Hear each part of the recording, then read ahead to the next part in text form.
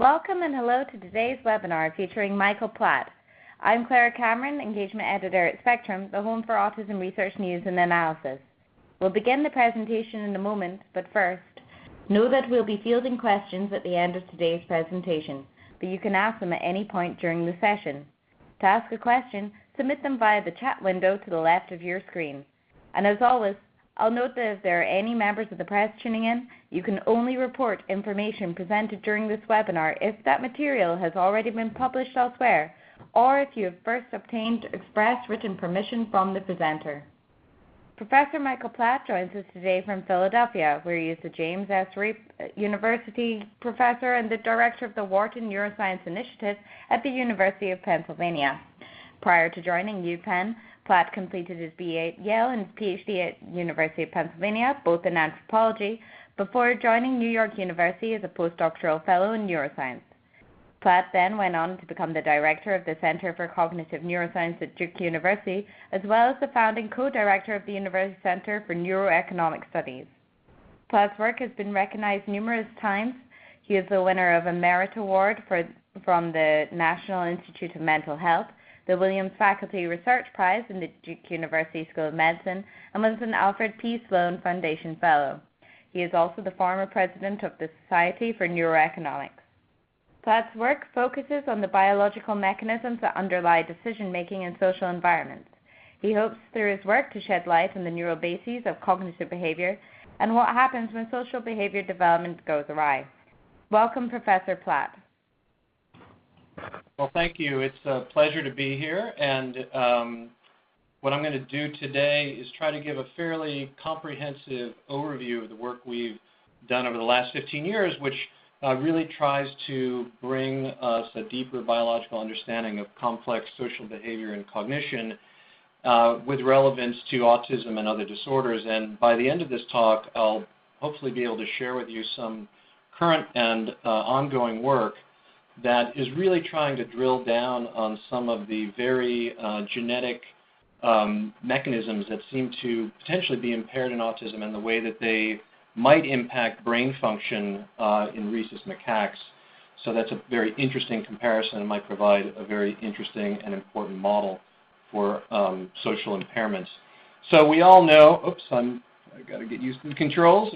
We all recognize that we as humans are social creatures par excellence, so we depend on each other, we respond to each other, we learn from each other, and we know that our capacity to connect with other individuals is crucial for our success. So people who have deeper and more numerous connections with others tend to live longer, healthier, happier lives, and they even make more money. And that real adaptive specialization for social connection is thrown into very strong relief when we consider disorders like autism and other disorders in which the ability or the motivation to connect with others is impaired. So if we could understand something about the biology of social connection, how we really understand others, and perhaps how it becomes impaired in autism, we might be able to offer some better treatments. Now, over the last 15 years, there's been tremendous advances in our understanding of human social cognition and kind of the key players in the brain that seem to be involved. And the typical approach is to get a person, whether typically developing or someone with a disorder like autism, to lie down in an MRI machine. And then their brains are scanned while they do something like, just in this study, for example, just look at faces. And then hemodynamic responses to different parts of the brain can be estimated, basically by taking snapshots. And this approach has provided some really foundational information for some of the key circuitry that's involved, but we all, I think, recognize that this is limited by some of the temporal and spatial imprecision inherent in this technique, and that within any blob of blood flow response there live hundreds of thousands of neurons, each of which can have different structural and functional properties, express different receptors, et cetera. And so if we really want to come to a mechanistic understanding of, say, the circuitry and the mechanisms involved in motivating social behavior and its impairment in disorders like autism, we need to get to a deeper level of understanding. And the way that's typically done is to employ a model, and the model of choice, of course, over the last 15 years has been the mouse, in which just amazingly wonderful, spectacular, elegant molecular genetic techniques keep being developed that allow us to drill down with ever finer precision on the circuitry. But the problem with this approach is that, of course, I think it's obvious that mice do not engage in a lot of the complex social behaviors that we do, and in fact, they may lack some of the key brain areas, leaving a gap in the translation, say, from mouse to human. And so for us, what we have done instead to complement this work is to focus our studies on non-human primates, and specifically the rhesus macaque, which is a really interesting animal in its own right, but shares so many features of its biology and behavior with us due to the fact that we last shared a common ancestor about 25 million years ago, and we have adapted to very similar kinds of physical, ecological, and social conditions. And when we think about rhesus macaques, they have several features of their behavior that are really important in terms of social function. So the first is that they do form strong social bonds with others, and these are differentiated. So some individuals are stronger friends than others. And these friends and allies buffer stress. So just like in humans, the more friends a rhesus macaque has, the better off they're going to be, the longer they'll live, the more resources they'll have. And these social bonds then predict biological success. So monkeys who have more friends, who have more allies, tend to have more babies. Okay, so this is the currency of evolution, and it tells us that there's a real reason, an adaptive reason, behind all of these specializations for social function. And emerging evidence suggests that these both social skills and social temperament are heritable, so they have a genetic basis. If you're a monkey who's got lots of friends, you've got the skill and temperament to make those connections. Your offspring are likely to as well. And finally, we're coming to understand through our work and the work of many other laboratories that rhesus macaques have cognitive and neurobiological specializations for complex social behavior. And this includes reading social cues, the same kinds of visual social cues that humans rely on, behaviors that look like empathy, joint or shared attention, learning from others, I would argue theory of mind, and strategic cooperation. And ongoing work in our lab and many other labs suggests that basically the brains of rhesus macaques are wired up in the same way as humans to carry out these very basic functions.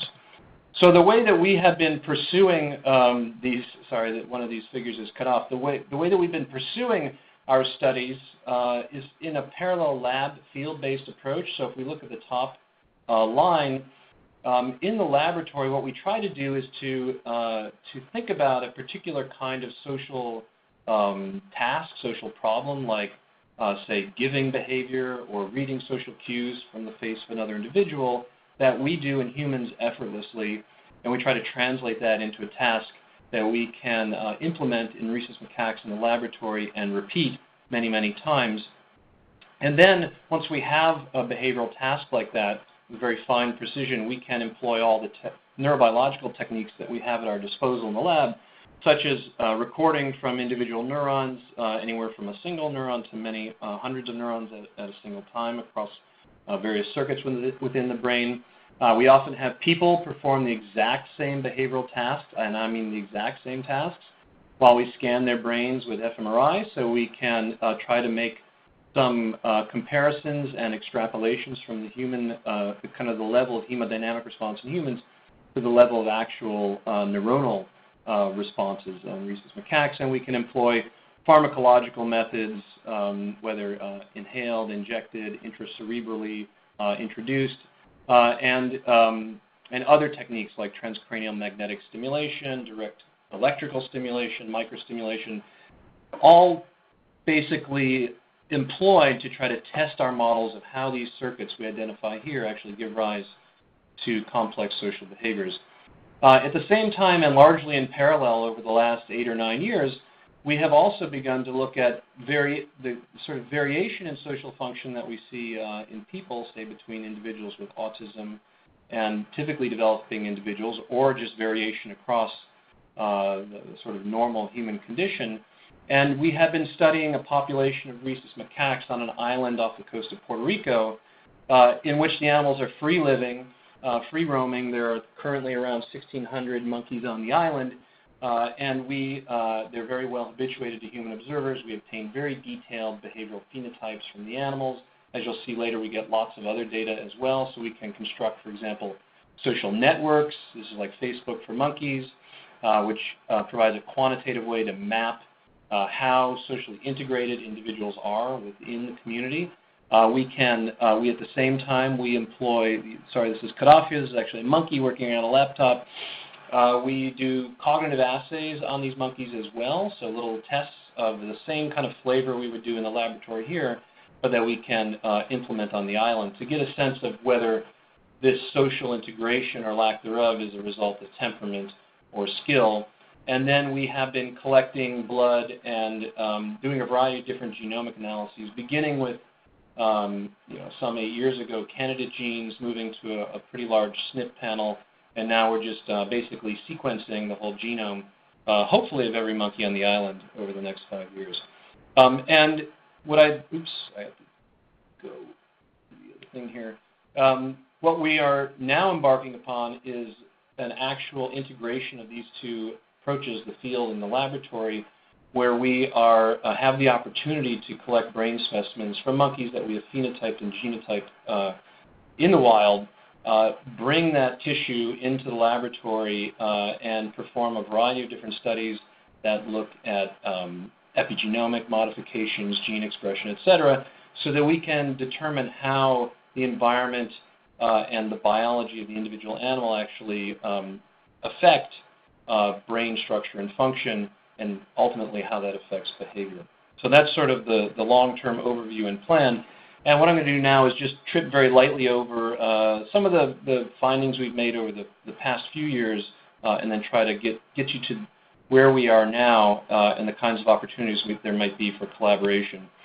So in the laboratory, we have been focusing on a set of circuits in the human and in the monkey that basically has been implicated through imaging, lesion studies, and electrophysiology in the initial kind of transduction or of the immediate social environment. So an area of the brain in macaques known as the STS, or superior temporal sulcus.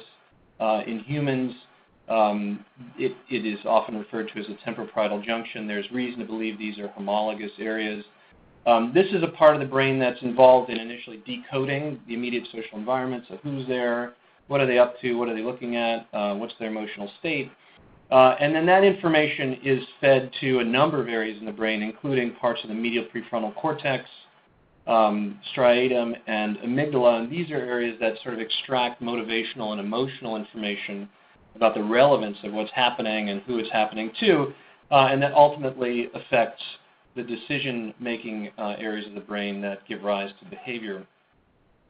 And very provocatively, these very early kind of perceptual areas have in humans more recently been implicated in higher order aspects of social function, in particular theory of mind, that is computing what another individual might be thinking or what they might do in the future. So I'm going to refer to these just as shorthands. The temple, this is my little shorthand, temporoparietal junction.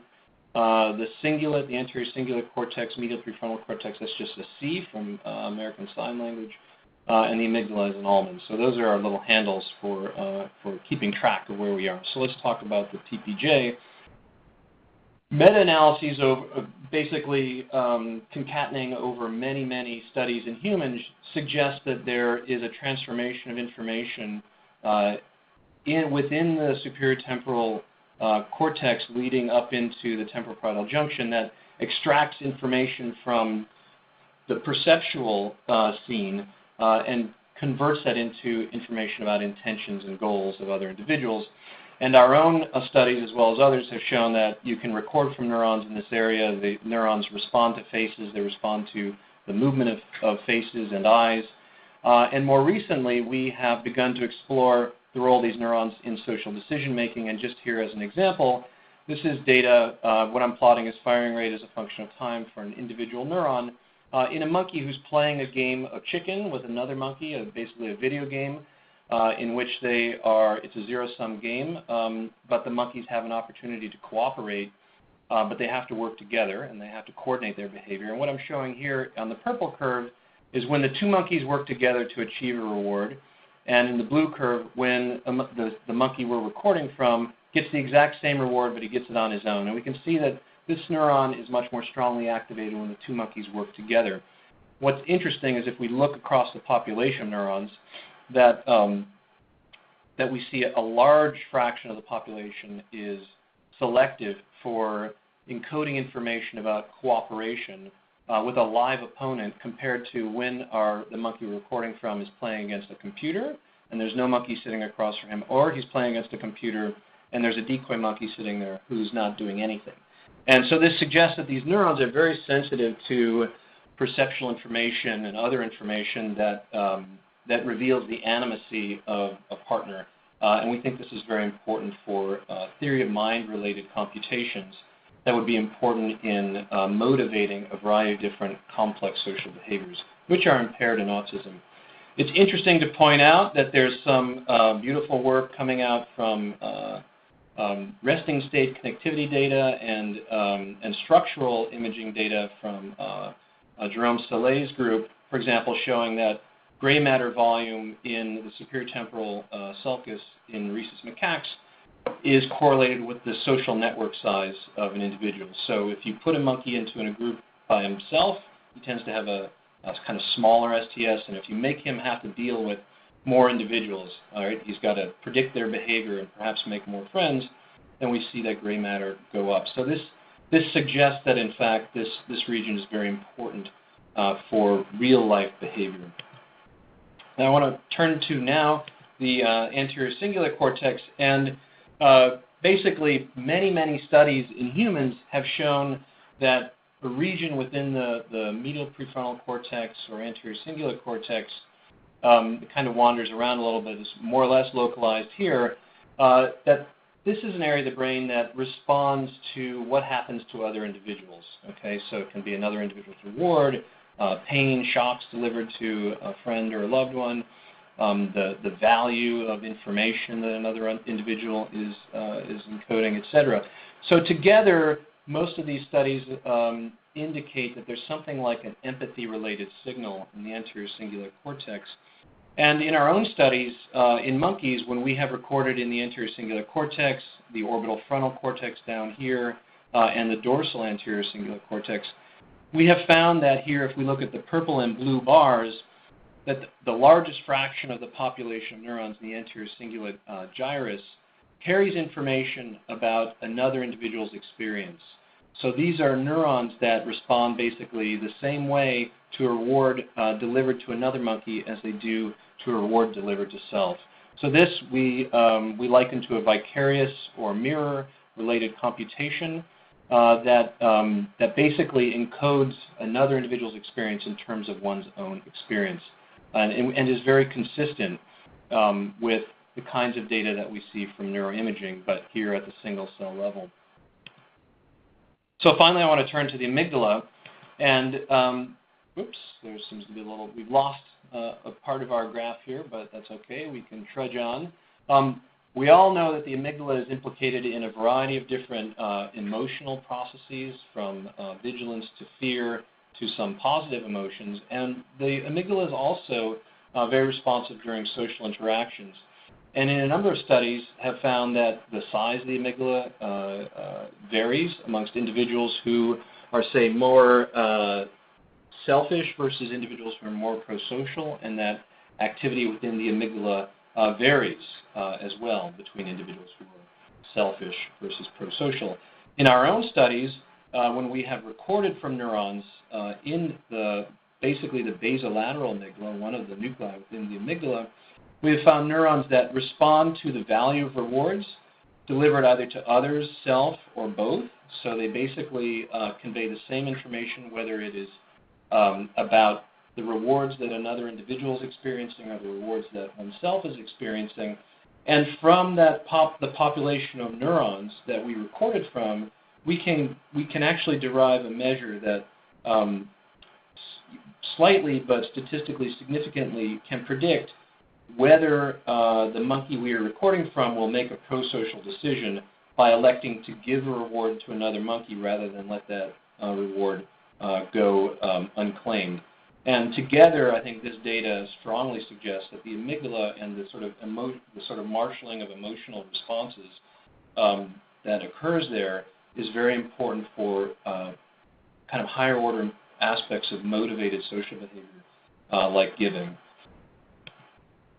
Now, what I want to turn to now is some of our work that begins to examine potentially some of the sources of variation in social behavior, just as in humans, where we see that some people are very gregarious, some people like to spend time with other individuals, some people are giving and some people are not. We find the same kind of variation or similar degrees of variation in these macaques. So some monkeys find it easy, or they're compelled or motivated to make friends. They tend to be more pro-social toward individuals that they are friendly with, and less pro-social to individuals they are not.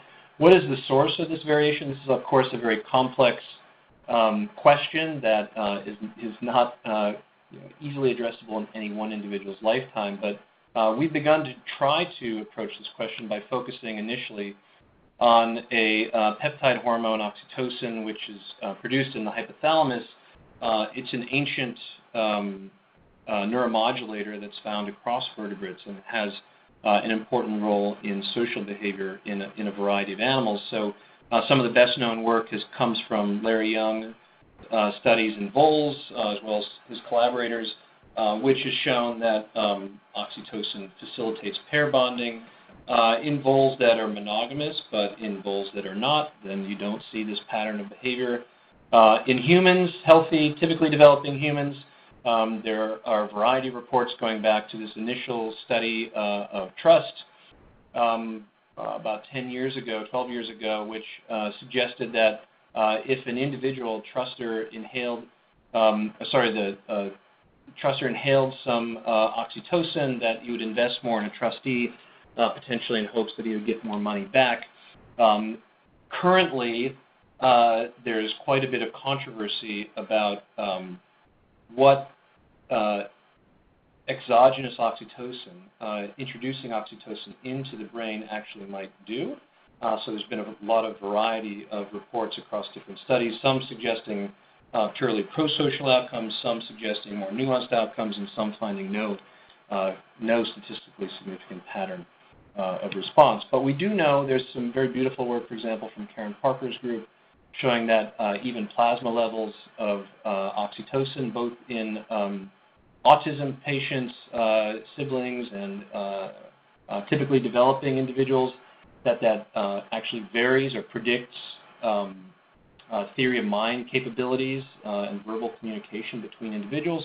So I think that there's a fair amount of ambiguity, although based on the biology across species, some reason to suppose that oxytocin and other neuromodulators are playing an important role in variation in social function. And if that's true, then that gives us an opportunity potentially to harness the power of introducing oxytocin to the brain to try to reclaim some of these social functions. And so there are a number, probably 3 dozen clinical trials ongoing right now, looking at the capability, the efficacy of intranasally induced oxytocin to get into the brain and affect social behavior, hopefully in a positive way. And some of these studies have shown some pretty good efficacy, for example, in improvements in reading social cues.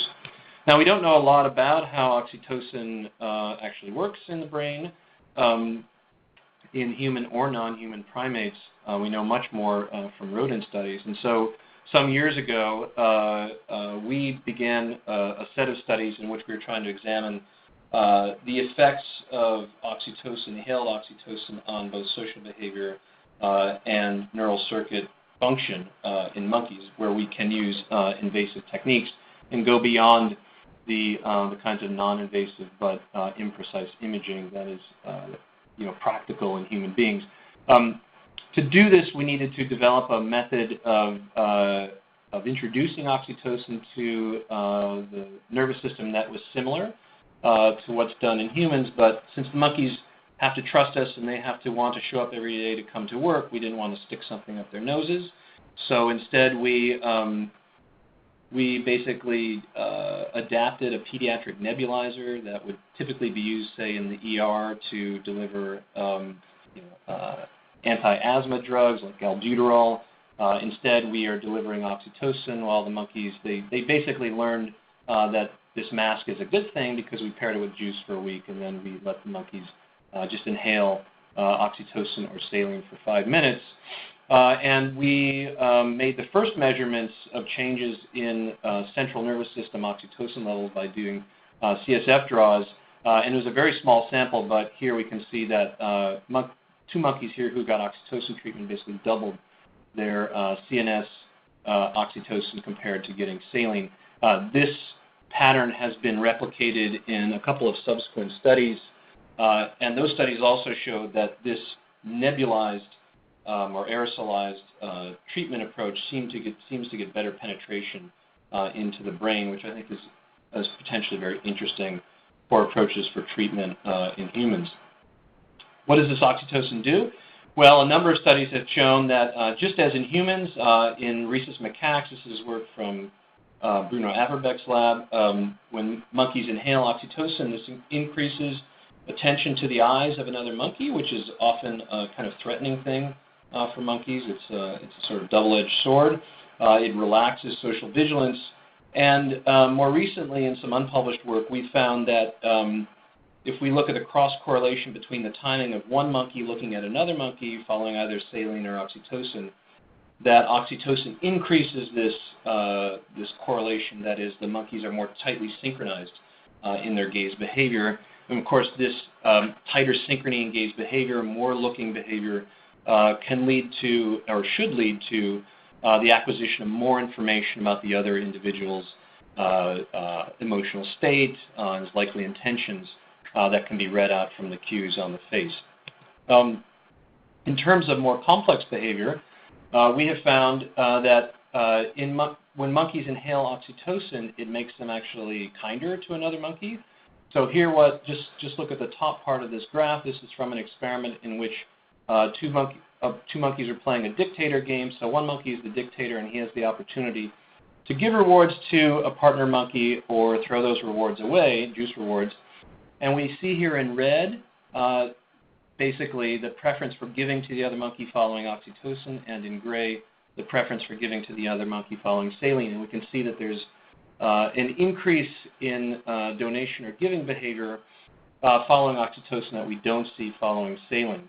And this increases toward the end of the session. And this is very, whoops, I think we lost the figure. This is interesting because there's a figure missing here, but this increase in giving behavior is accompanied by an increase in eye contact between the 2 monkeys, suggesting, as I did before, that if you can promote eye contact to another individual, this allows you to get more information about their experience, whether they're experiencing pleasure or pain, and that information could then drive the responses of neurons like those we recorded in the amygdala and anterior cingulate cortex that carry information about another individual's experience, which ultimately we believe will drive behavior, prosocial behavior. More recently, in an unpublished set of studies, this is from that game that I talked about earlier where monkeys are playing chicken with each other, and if they don't yield to each other or don't cooperate, they crash into each other, or they can decide to work together to basically push a bar that is hiding a jackpot reward. And what we see here is the probability that the 2 monkeys will engage in cooperative behavior as a function of time. And pink is following the data following inhalation of oxytocin, and the gray following inhalation of saline. And we see that oxytocin basically increases the frequency of cooperating with the other monkey, and this is also associated with increased attention to the other monkey. So basically, kind of integrating across all these studies, what this suggested that, at least in monkeys, introducing oxytocin into the brain, insofar as that mimics endogenous oxytocin release, leads to more eye contact, more social approach behavior, increased sharing of rewards, increased likelihood of cooperation, which itself ought to release oxytocin in another monkey and kind of basically start this feedback process that leads to improved social interactions, not only in the individual who receives the oxytocin, but in the other individual as well.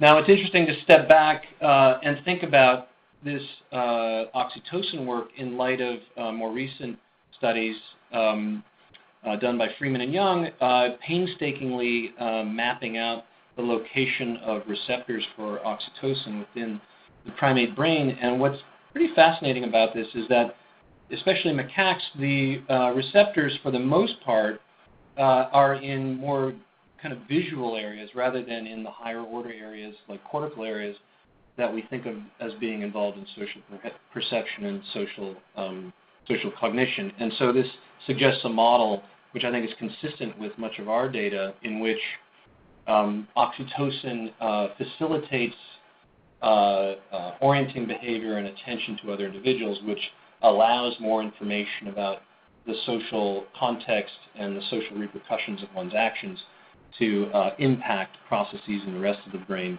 that are motivating other behaviors.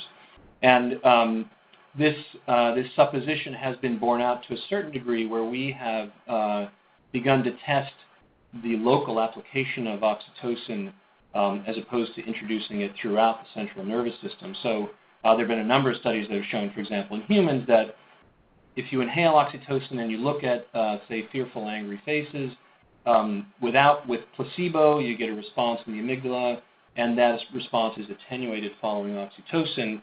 And we have found that if we inject small amounts of oxytocin directly into the amygdala, the same sites where we found those reward mirroring or vicarious reward neurons, that we get a small but statistically significant increase or boost in prosocial decisions about 10 minutes after the injection of oxytocin, and it lasts for about 15 minutes, which we don't see with saline, and we don't see this when we make the injections in the dorsolateral prefrontal cortex.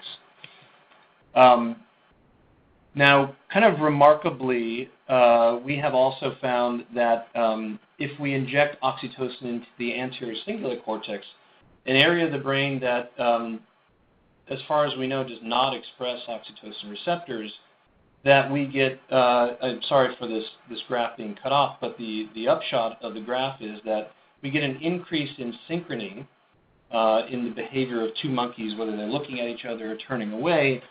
Following oxytocin, they become more synchronized in their behavior. And so this suggests the possibility, invites the possibility, since these are very small amounts of oxytocin, that oxytocin may also be able to act upon vasopressin receptors, which are in the cortex, and which are very structurally similar to oxytocin receptors. So some of the effects of oxytocin on human behavior may actually be implemented or occur through binding to vasopressin receptors instead. I'm going to just skip ahead now to the work that we have been doing in parallel with all of this lab work and other lab work, which examines naturally occurring variation in social behavior and its relationship to naturally occurring variation in genomics. We all recognize that individual variation in humans is the product of environment and the genes that one is born with, and that in terms of behavior, those genes must be somehow affecting or influencing the development of the structure and function of the nervous system.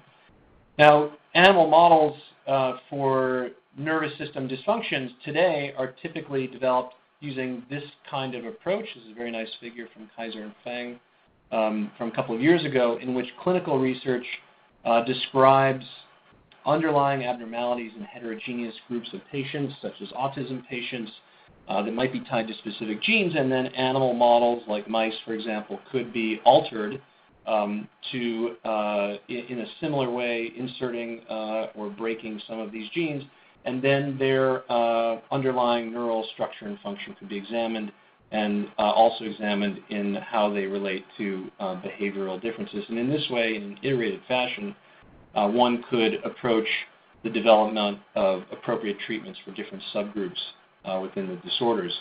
And there's been some promise in the last couple of years that, in fact, techniques like the various kinds of transgenic techniques could be used even in macaques to develop models of human neuropsychiatric disorders, neurodevelopmental disorders. So it was a very nice study by Liu and colleagues developing a transgenic model of Rett syndrome, which displayed not only the repetitive behaviors that are common in the disorder, but also the impairments in social interaction that are seen in Rett syndrome but are often not seen in mouse models. So this is a very promising approach for developing macaque models that could be very useful for both identifying the neural circuit dysfunctions and potentially developing new treatments and evaluating those treatments. So we have been taking a completely different approach, and our approach is not motivated at all by the fact that our laboratory is here on this beautiful island off the coast, northeast coast of Puerto Rico, known as Cayo Santiago Island. Here there is a population of rhesus macaques that fluctuates between 1,000 and about 1,600 animals at any given time. They are descendants of a founding population of around 400 monkeys brought from India and deposited on the island in 1938, and they have been under continuous observation ever since, so they're very well habituated. We have incredibly detailed records of life history and demography and pedigrees, and we have observational data on these monkeys going back many years. So we really know everything about them. And I love this graph because some people think of Cayo Santiago as being kind of an unnatural place, but it's interesting to appreciate the population density on Cayo, which is on the one hand kind of high for rhesus macaques, but puts it squarely within a lot of the living conditions that many of us find ourselves in, whether we're in New York or Beijing or somewhere else.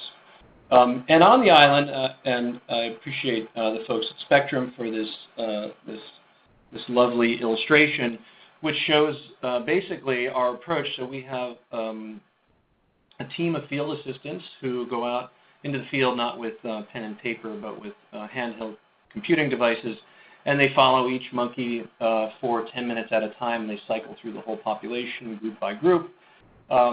We also conduct cognitive assays where we can isolate an individual or find them when they're alone and present them with little tests. So it might be a gaze-following test or a sensitivity to where another individual is looking, or an opportunity to steal or to assess risk preferences. And over the years, we have focused on a lot of behaviors that are relevant for social behaviors that are impaired in autism. So how well individuals are connected to the social network, how often they initiate affiliative or social approach interactions, how vigilant they are toward the social environment, whether they follow the gaze of others, which is the first step in sharing attention, which is an impairment that begins to arise in infants who are on the path to autism sometime during the first year of life, repetitive behavior, and even theory of mind. And like I said before, we have lots of other demographic information and pedigree, basically who's related to whom, going back to the founding of the island. And over the last 10 years or so, we have been busy cataloging a lot of the patterns of variation in social function in these monkeys. So here is just one study we published last year showing that social skills, in this case gaze following, a component of shared attention, follows a human-like time course in terms of its development. So basically a human researcher sat in front of a monkey and then looked up and kept looking up, and then we video recorded the responses of a monkey who was watching and plotted how long they looked up. And so we can see that basically infant monkeys are indifferent until about 6-7 months of age, and then they begin looking up, and they look up longer and longer and longer, although there's a lot of variation amongst individuals, and this variation, I think, could be very interesting in terms of a lot of the genetic and brain epigenetic data that we're beginning to collect. If we look across the lifespan, we see that two things from this. One is that females engage in more gaze following than males do, and that's in particular as adults and older adults, and that the peak of sensitivity to social cues occurs amongst juveniles, which I think anyone who has a teenager at home can appreciate the similarities there. From observational data, we can compute all sorts of things. So here, what we're showing is maps of the social networks of rhesus macaques in the left column in 1 year, and in the right column in a subsequent year. Females are squares and males are circles, and so the top row is based on grooming behavior. This is the number one positive affiliative behavior in monkeys. It's basically like getting a coffee or a beer with your friends. The middle row is aggressive behavior, so that's fighting. And the bottom row is just basically who you hang out with and where you sit. And we can see that, especially from the grooming networks, that there are some monkeys who are really connected. They have lots of friends. Friends have lots of friends. There are other monkeys who have like one connection. Some monkeys have no friends at all, and they're all alone in the world. This pattern of variation in terms of social integration is really fascinating, and we've begun to discover has some interesting biological basis.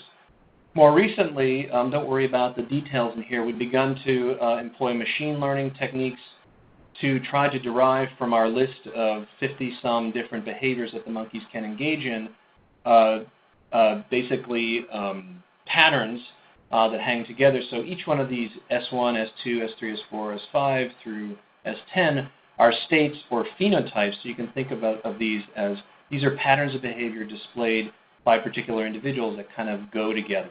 So this is kind of like a principal component analysis from the ground up. So these are monkeys who kind of are getting beat up and they're afraid and they're running away a lot of the time.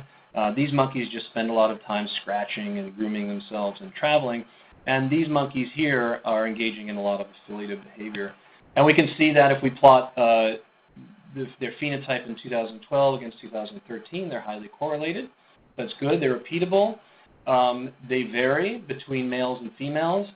So males seem to be, and these are for different social groups, 3 different social groups. So males are engaging at higher rates in this sort of runaway phenotype, whereas females are much more engaged or more likely to be found engaging in a pro-social affiliative type of behavior. Again, what we're finding is that there is some heritability to these different kinds of phenotypic states, that monkeys who tend to be friendly to each other and found in that friendly phenotype space, that their offspring are as well, even when you control for lots of other variables, including group membership, age, sex, and dominant status. So really the whole point of this set of studies is to begin to try to connect the biology to the behavior. So we have lots and lots of behavioral data, many thousands of hours from many hundreds of monkeys, pedigree data, and as I said before at the beginning of this talk, that we initially began by employing a SNP chip that looked at 300 polymorphic sites within genes that have been in humans related to social cognition, and that has been interesting, but has been supplanted by our work using whole genome sequencing, because sequencing has become so cheap that we thought we might as well just sequence everything. And so we've now got the numbers up, I think, closer to 300 animals that have been sequenced at a variety of different levels of coverage. And we're now beginning to biobank brain data where we can look at gene expression as well. And so one of our earliest kind of advertisements for what we could do with this kind of data is in this picture here, which is a map of the social network in one group on this island, in which, based on grooming, so again, some monkeys have lots of friends and they're in the middle here. Some monkeys have only one friend, they're out here, and some monkeys have no friends. And what we plotted on here in color is variation in two genes that are related to serotonin function. So one, TPH2, is the rate-limiting enzyme in the production of serotonin, and the other, the serotonin transporter, is involved in removing serotonin from the synapse. And so those monkeys who are in red have the double whammy of the so-called poorly functioning gene or allele of both. And these monkeys are systematically and significantly on the outskirts of this population. So they're less well integrated. And we have found that those monkeys in cognitive tests also seem to pay less attention to other monkeys. So that ties back to and connects, I think, very nicely to our laboratory data, suggesting that how much attention you pay to another individual is going to be predictive of how likely you are to approach them and engage in positive social behavior. Now, as I mentioned, we've been busily sequencing the monkeys. This is just some data from chromosome 10 in terms of variants. We have, to date, identified some 9 million variants in this population, and a lot of them are in coding regions of the genome. And they are predicted, some are predicted to have kind of low impact and some moderate and a few high impact. And so kind of as a first start to really think about genes that might be relevant for social function, we looked at the overlap between the rhesus macaque genome and the Safari database for genes that have been implicated in autism. And there are some 750 or so that overlap, and 58 might be high impact variants. And I'm sorry, but this slide, this figure is completely corrupted. But what I would be showing here is about a dozen different genes from the Safari database that in our population on Cayo show variants. And those variants can be missense or synonymous variants, and there are some stop-loss variants. And my postdoc, Mike Montague, has become particularly interested in those stop-loss variants. So here are a few genes from the Safari database that show essentially what might be natural knockouts because the start codon is completely lost. We don't know at this moment what the impact is physiologically or behaviorally, but that's something that we are basically hot on the trail of. And in the last just 2 minutes here, I just want to touch on where we are right now, which is beginning to integrate the laboratory and fieldwork at a much deeper level, in which, because of the basically overpopulation on the island, there is now a population management program in place in which animals are being removed from the island, and we have the opportunity to collect brain data from those animals that are removed for culling.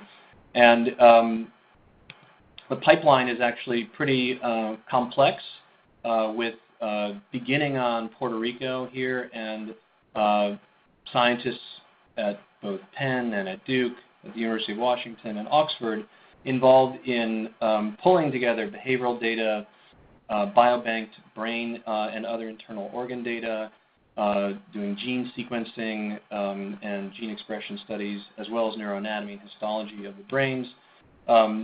This past fall, we removed an entire social group that had been extensively phenotyped. These are their social network connections amongst all the individuals in the group. There are over 100 of them, and their brains were removed. And we have begun to focus initially our studies of gene expression and anatomy in these blue regions here, which have been implicated in our studies and others in social cognition, social behavior, as well as the striatum, which of course has been implicated in numerous mouse models, genetic models of autism, and by comparison we'll look at motor cortex and occipital cortex, so sensory and motor areas, which should be less likely, but we don't know that to be sure, but might be less likely to be directly involved in genetic correlates of social behavior. And so we're doing a lot of different things that include laser capture and microdissection to really drill down on a cellular level on what's happening with gene expression. And so with that, I'm going to just go ahead and sum up that hopefully you're getting an impression for our pathway to trying to basically, in the laboratory, understand the neurobiology at a deep level that allows complex social behavior to happen, and we test that model using a variety of techniques to basically modulate the system, and we're comparing that with what we're beginning to learn from naturally occurring behavior and spontaneously occurring variation in genes and biology, and ultimately how environment and genes interact to change the structure and function of the nervous system that affects these the neural circuits that mediate social behavior that we've described in the laboratory. And in so doing, I think the future is wide open. We could potentially, if we identify animals with striking variants, we can breed them for use in the laboratory. We can do a variety of different things. And so with that, I just want to make sure I thank our supporters and some of the folks who did some of the work. They're not all here, but especially Seth Madlon-Kay, who's worked on the Cayo project, on the behavior, Mike Montague, who's not in this picture, who's worked on and headed up the genomics part, and Noah Snyder-Mackler as well, who's working on that. And then there are a number of different folks who have left the lab over the past few years who have been instrumental in our work. So with that, I guess I can begin to try to take questions, of which there seem to be quite a few here. So I guess Hi. Thanks, Michael, so much. I'm just going to jump in and start asking some of the questions that we had. So one was, at the beginning of your talk, you mentioned that mouse models might not be suitable for investigating social behavior as they're lacking key neuroanatomical structures. Can you elaborate on that? Well, I think that there's some controversy about this, and this is not to say that mouse models can't be useful, especially for very basic aspects of social function. But there is some disagreement about, say, areas of prefrontal cortex in the mouse and their homology to areas in the primate, and certainly there's even if they were homologous, there's quite a lot of difference in the degree of development of the prefrontal cortex. In addition, I think it's very important to point out that much of human and monkey social behavior and cognition is guided by visual information, which does not seem to be the primary sensory system driving social interactions in mice or other rodents, which are more often guided by olfaction and audition. And so there may be some very important key differences there. Now, of course, it could all work according to some basic script that characterizes all kind of sensory to motor transformations. But the thing that we find very compelling is that we literally can look at a lot of the exact same behaviors in monkeys. So a monkey looking at another monkey and then following that monkey's gaze to a shared event of interest. This is exactly the same behavior. It engages exactly the same neuronal mechanisms in monkeys and people. Okay. And the monkeys that appear to have very small social networks and were isolated, were there other patterns of behavior that you observed there, or were there patterns in the cognitive tests that you were giving these monkeys? Yeah, so we're still a bit in the beginning of it. Like the cognitive tests, we have been so far have described the kind of the average behavior and the trajectory over the life course, and so we're now deeply involved in analyzing the individual variation. We see tons of variation. I mean, part of the complexity is that there's variation between social groups, so you can think of that as like almost different cultural differences. The degree to which those are rooted in genetics and biology, we have to determine. There are, in our ethogram, which is the list of behaviors that we record, there's something like 50 different behaviors. So we can get as granular or as kind of abstract as we like, and that's why that machine learning approach that I described very, very briefly, I think is going to be so important because it, in an unbiased way, begins to distill patterns of behavior that seem to hang together for certain individuals. So we found some individuals that were prominently on their own and had a lot of self-directed behavior. We had other individuals that were on the receiving end of lots of aggression, other monkeys who were more aggressive. And these approaches allow us to go beyond just, say, describing rates of behavior or averages, but allow us to tell something more. I think from the details of this behavioral data set, we can extract other information as well. So we can look at behaviors that are related to repetitive behaviors or ADHD-like behaviors in terms of cycling through behavioral states very rapidly. There are monkeys on the island. We have not really kind of figured out the right way statistically to do this, but there are monkeys who display extreme repetitive behaviors like plucking the hair off their tails, and then those monkeys sometimes pluck the hair off of their babies' tails, and kind of runs in families. I think they're going to be very interesting to look at. In the gene sequences that you've done thus far, has there been anything that's been particularly striking? In what? Sorry? In the whole genome sequencing that you've done thus far, I think it was 280 monkeys or so you had. Has there been anything that's been particularly striking there? Yeah, so, I mean, it's still pretty preliminary because those aren't huge numbers, of course, relative to some of the GWAS studies in humans. But unfortunately, the figure was corrupted, but there's a significant overlap. There's quite a few genes that we have variants in that are implicated in autism. Some of those are pretty high confidence genes. We, for example, have a variant in SHANK3, which is strongly implicated in autism. It's a variant that's not been described before in sort of mouse or human or monkey.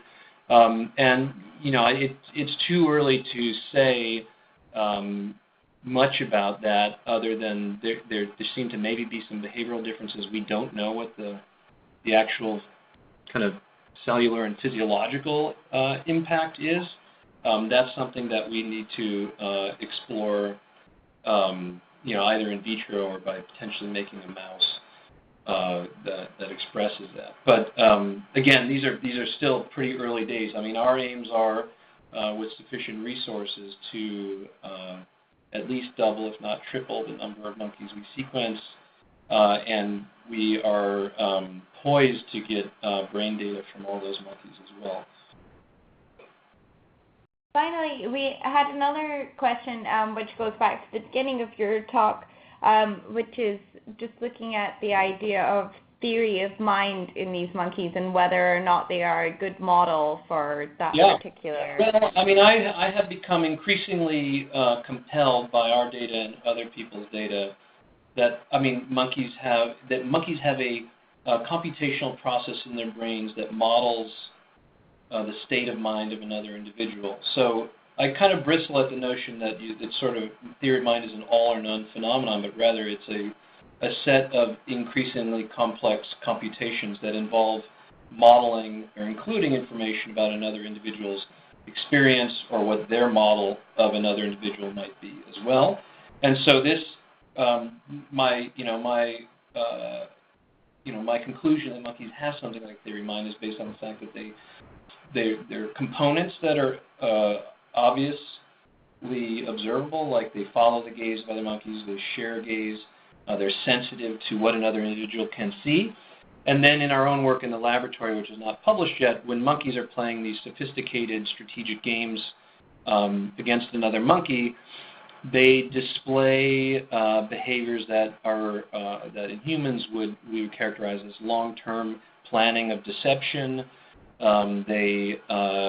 If we develop a computational model of the processes that to account for their behavior, we have to include variables that are related to a model of the other individual's experience. So we can't reproduce our monkey's behavior using a simple reinforcement learning algorithm, for example. So it's these reasons that I think that they, in fact, will be a pretty good model for complex computations related to theory of mind. Okay. I'm afraid that that's all that we have time for today. So a complete replay of this presentation will be available on the Spectrum news site in a couple of days. This webinar is part of an ongoing series, so please check our site for upcoming talks to be announced soon and for video archives of previous webinars. If you have any further questions for Michael that you did not get to ask during this presentation, please leave a comment on the replay of the webinar and we will be able to relay those questions. And finally, thank you again, Professor Platt, for giving such a wonderful presentation, and thank you all for tuning in. It's my pleasure. Thank you.